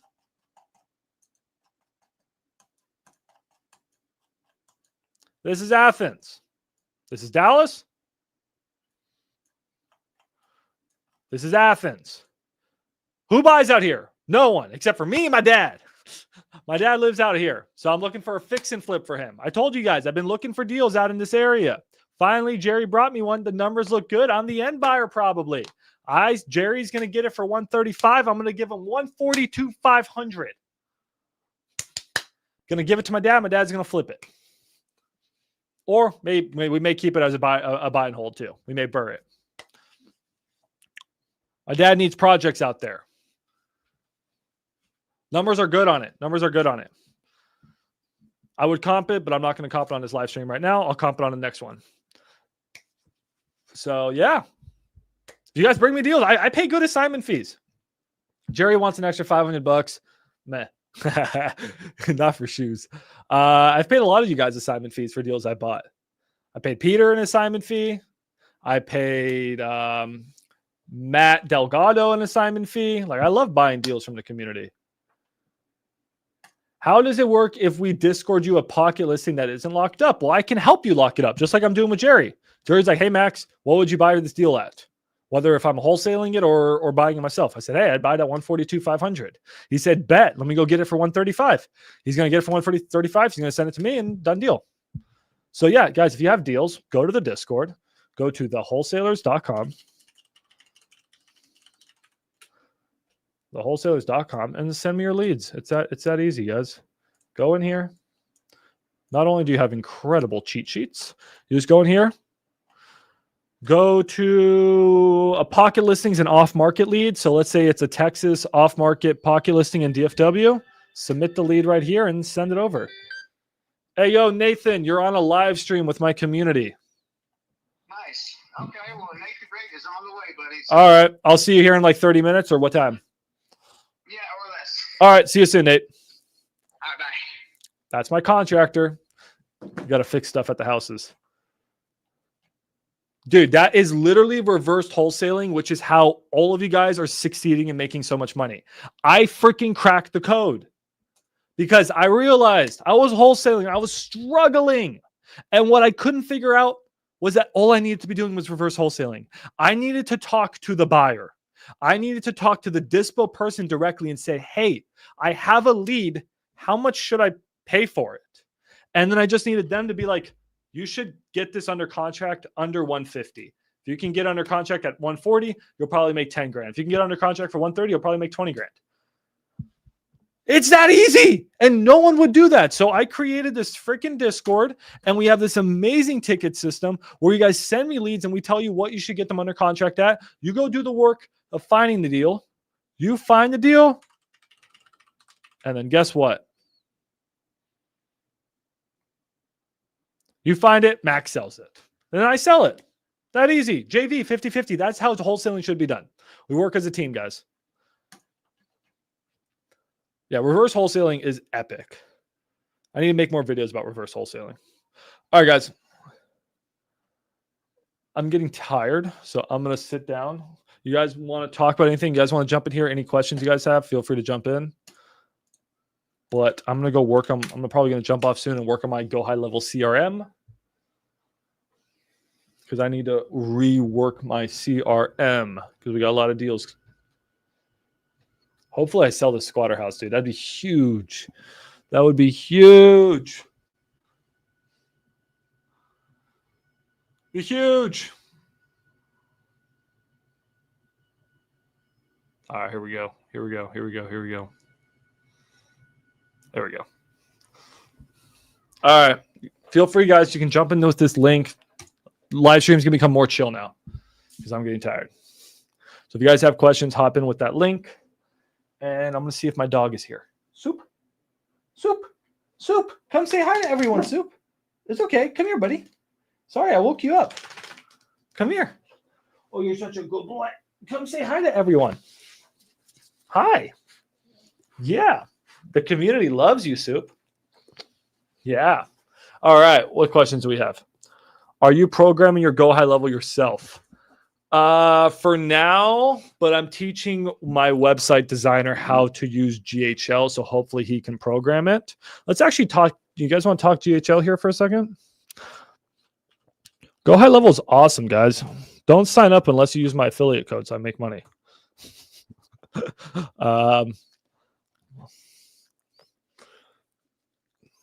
But Go High Level is one of my favorite CRMs. It's confusing at first, but it's extremely customizable. Extremely customizable. And this is an affiliate dashboard. Then you have your own dashboard. And long story short, guys, you know, you can do a lot with this. So not only can you be text blasting and cold calling in here, you can do email blasts. It's one of the cheapest options for text blasting and email blasting. You can also just design this to your heart's desires. So you can have all of your contacts are in here. You can have your opportunities. That's all very basic for a CRM, and I'm customizing them to our needs. But what starts to get crazy is these automations. So this is really where you can start to have fun, and also the plugins. Like you can set this up, guys. You can create workflows and automations. You can import them or create your own. We're pretty much, and they're not that hard. You just get the hang of it. You can pretty much set it up to do anything. So for example, I could set it up so that if someone submits a deal to Max Dispo, the deal not only goes into my CRM and it creates a, I don't know, it goes into my CRM, it goes into my pipeline. It also takes the wholesaler's contact and adds them to my contact list. You can create automations that say, hey, text the wholesaler and say, thank you for sending me the deal. We'll get back to you here in a few minutes. And then a few minutes later, can send them another text. Like we can set up automations. If you have a buyer come to your website, you can set up automations. You can get so fancy with it where you can have it so that if they say yes to your deal, it auto sends them a contract that's already written. And then if they haven't signed a contract in an hour, it can send them another text that says, hey, please sign a contract. Once they sign the contract, it can send the contract straight to title.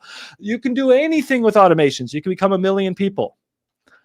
But the coolest part about X Leads, and I'm going to let you in, Gianni. The coolest, not about X Leads, the coolest part about Go High Level, guys, this CRM costs money. Okay, costs money. But if you go to freexleads.com, I'm literally not kidding. I don't know how Zach pulled this off. With X Leads, which again is one of my favorite wholesaling softwares like Batch Leads or Deal Machine, Privy, all the PropStream, all this stuff, whatever. You get Go High Level for free. So not only do you get a sick wholesaling software, you go to Ninja Mode. This is Go High Level for free. I'm gonna have to send me a security code. You get Go High Level for free. So it's like, it's a no-brainer. So yeah, that's why I love X Leads. And yeah, it's the best CRM if you're going to sit there and customize it. You guys can do anything with it. You can get so fancy with it. If you guys are just starting out wholesaling, you don't need a CRM, but eventually you will need it. All right, Gianni. What's up, bro? What up, Max? How you doing? Hey, it's going good, dude. Great. No, I just wanted to give you your flowers and just say you're doing a great job and you've built a great community. And I'm actually fairly new to it. Just introduced myself. I'm here in New Jersey. I'm actually a realtor here, and I'm really trying to, grow and build a real wholesale company. And your content, your Discord has been, fantastic, and I've definitely learned a lot. And I've been learning from a lot of people, of course, like Zach and Richard and all of them. And your content has been great. So I know a lot of people, you know, don't really give their flowers. So I just love to give that to you because I'm sure, you're doing a lot for a lot of people. So just wanted to mention that. Well, dude, thank you so much. That's so kind. That made my entire day. So thank you. You go by Gianni? Yeah, Gianni, I'm out here. And yeah, I just wanted to ask, some advice. I'm actually getting back into I've really been really diving deep into wholesaling. It's been about a month now, and I've been focusing on market. I started with hold my hand wholesale because I used to do it out here in Jersey, but Jersey's market is so competitive, it's ridiculous. So I kind of wanted to ask for some advice because I've been trying to do it virtually. I'm great at building rapport with realtors. I'm great with speaking with realtors, and I know what I'm talking about. It's a matter of finding the deals right now that I'm kind of struggling with, and so that I've the fact that your Discord is pretty cool with the comping and stuff like that in Dallas. It's interesting. So I might end up looking in Dallas to try to find a deal where we could dispo or something like that, and find something that could work here. But the thing is, I don't know too much about Dallas. What are the good areas? And I know it's very competitive as well. So I was just wondering, how do you think I should go about this and how I should, proceed? Okay, so yeah, I can help you with deals nationwide. I'm most effective in Texas, but I can still help you nationwide. Like I said, I have a deal in North Carolina right now, and I've done some deals outside of the U.S. Not outside of the U.S. Outside of Texas. So we can, if you get a deal, feel free to send it to me. I can still help you with comping. We get a lot of nationwide leads in there, so Yeah. you can just go back into here and see these are all nationwide leads that people sent us. But really, to answer your question, you are an agent, right? You did mention that to me. You still have your Correct. license. That's a Correct. huge W. So some Yeah. people think it sucks to have your license wholesaling. I have my license. There's a lot of advantages.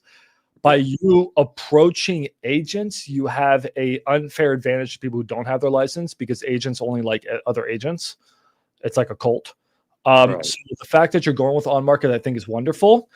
You can also try to approach just pocket listings. So that's off market agents. That would be another approach. So let's That's talk about. actually, I've definitely I've gotten some pocket listings. They haven't really been the best, Okay. but it's a numbers game. I'm confident in that. I just started with X leads, so I'm really trying to build the systems because I know how important that is. And I was just watching your podcast today. You did it a while ago, where it was like actually how to build the wholesaling business, and you were speaking with a lot of people, and that was very helpful. And I'm very confident that I can make this work, and I think that your dispo service is going to be very key for that. Okay. Well, let's talk business then for a second. So I would assume you're solo right now, right? So you haven't hired anyone. Correct. Okay. Correct. So you can build a company by hiring people or by multiplying yourself through technology, which we sort of just mentioned with like CRMs and stuff. But let's try to just narrow down your strategy first, because on market's a wonderful strategy, or just pocket listings. Yeah. Jerry, that call I just did, that's a pocket listing. Yeah. Deal we closed last week, pocket listing. Deal before that, pocket listing. Like, I do a lot of off market pocket listings. So if you double down on either of those strategies, I think you'll find success. Now, whether you do that in New Jersey, I'm not very familiar with the New Jersey market. You do that in Ohio, you do that in Texas. I think you'll have success anywhere you choose. I do think choosing one market is really effective, though.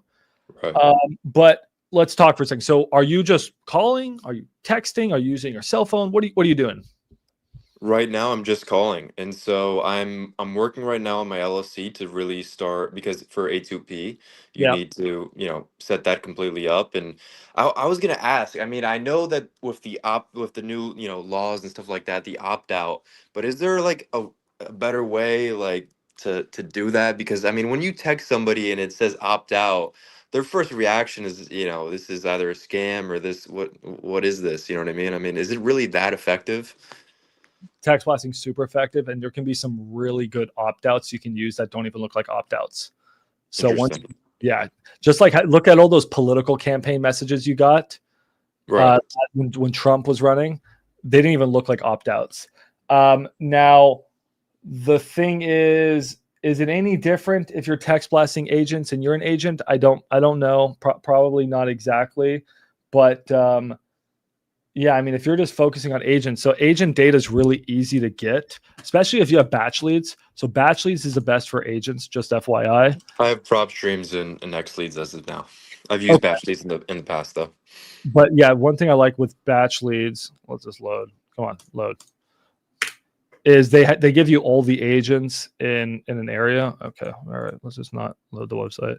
I'll pull that up while we're talking. So that's an option. But just on market, how are you looking for your on market deals? Are you just going on Zillow and looking for an ugly house, or what's your strategy? My strategy has been, because I really do like the creative deals, but I know it's not best to keep going after those. But so that's what I was going at first. I was looking at multifamilies on Zillow that had a price reduction recently, and they've been on market for 40 plus days. And I built great rapport with this one agent. The only problem is the deal just didn't work. There was a few deals that just didn't work, and the Jersey market is very competitive, and it's tough. But it's crazy because smarter. Yeah, I've heard about Smarter Contact, and I was actually looking into that. Um, but what was I saying? It's crazy because none of these multifamilies can cash flow. Like investors, they can't cash flow on them, and it's like they're all just sitting there, and I'm just like, dude, can one of these just accept it? Because it just makes the most sense. I mean, that's how everybody can win. It's ridiculous. Some of these multifamilies, especially here in Jersey, are going for like 1 million, and they're.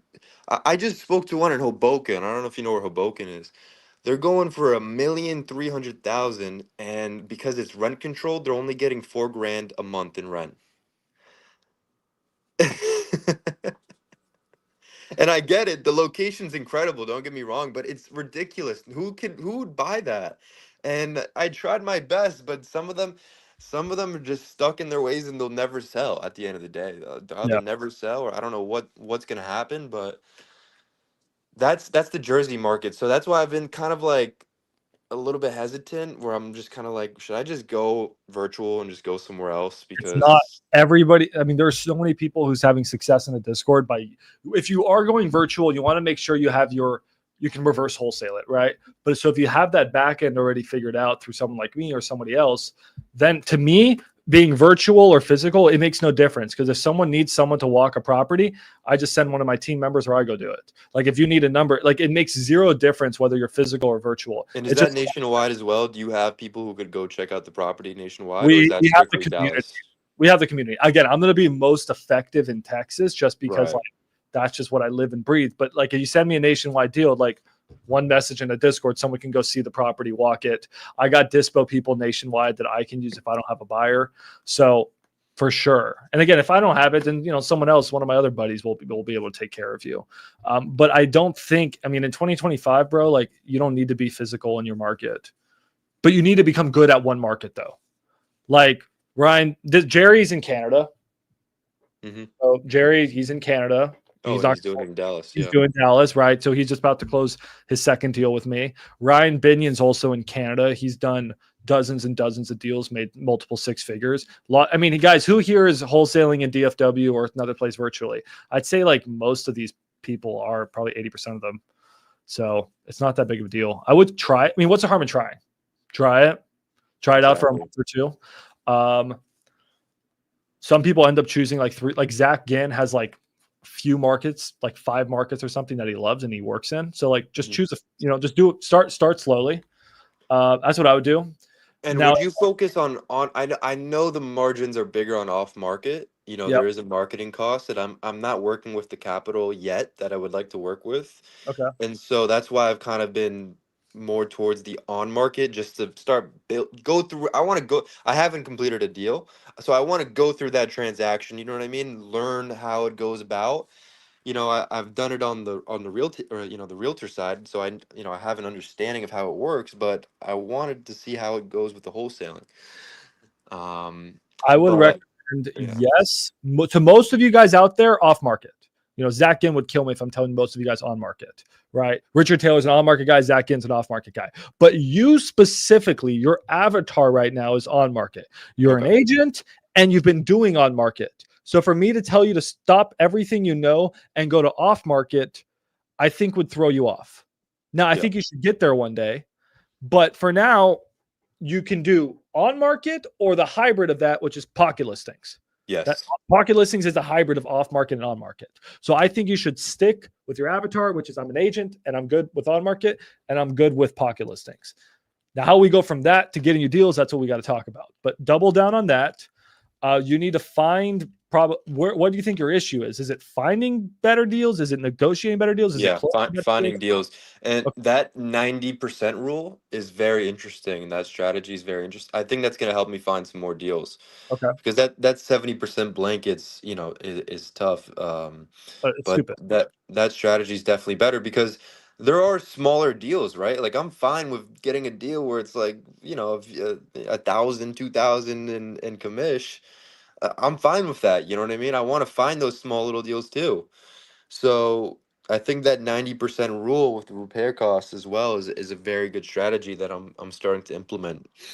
Um, I, Cool. I think I think it's just locking down a market really. I've kind of just been flip-flopping and I need to really just I'd love to do Dallas. The thing is, like, there's a learning curve for sure for me that I need to just dive into it, I guess. Just I mean, hey, you got me to take care of you. You got the unlimited comping. I mean, we don't charge for anything, so we'll take good care of you, man. And then your strategy is going to be either, you just get agents' phone numbers. These are all agents, and then you call them, you text them, and you build a relationship with one. Most of them are going to be trash, but you're going to have some great agents in there. If you haven't seen my video on like how to get pocket listings, I just came out with that video the other day. I mean, these are all agents' phone numbers. You can just keep calling them.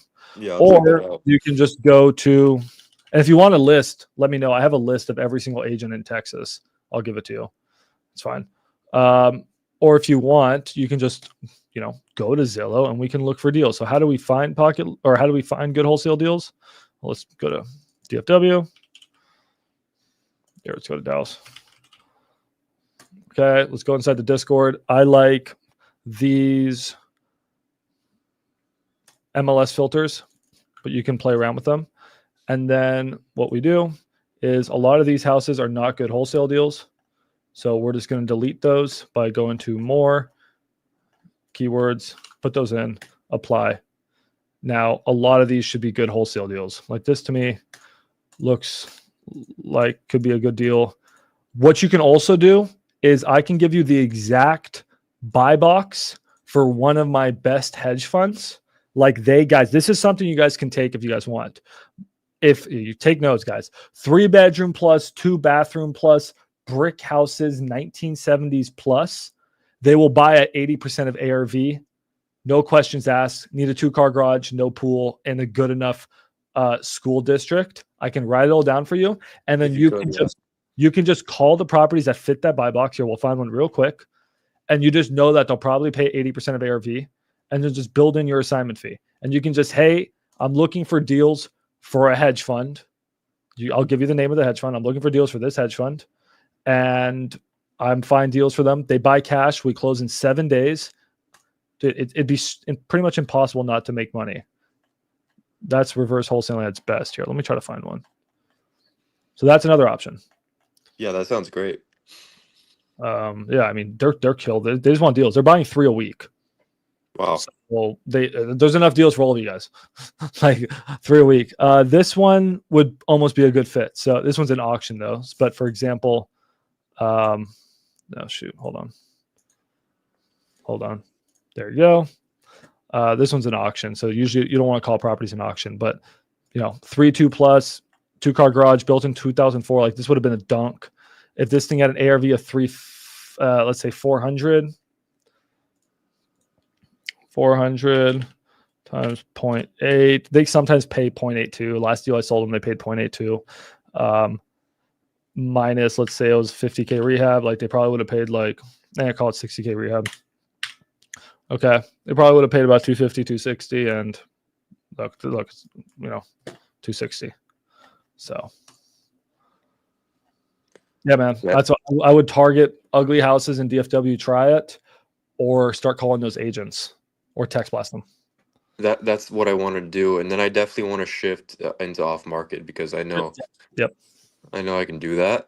But besides obviously like the tax liens and the county records and all that stuff, what's another like strategy to find off market deals besides driving for dollars too as well?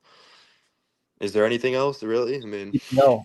So if once you get to the point like Skylar called me today. He's about to close a 45K deal.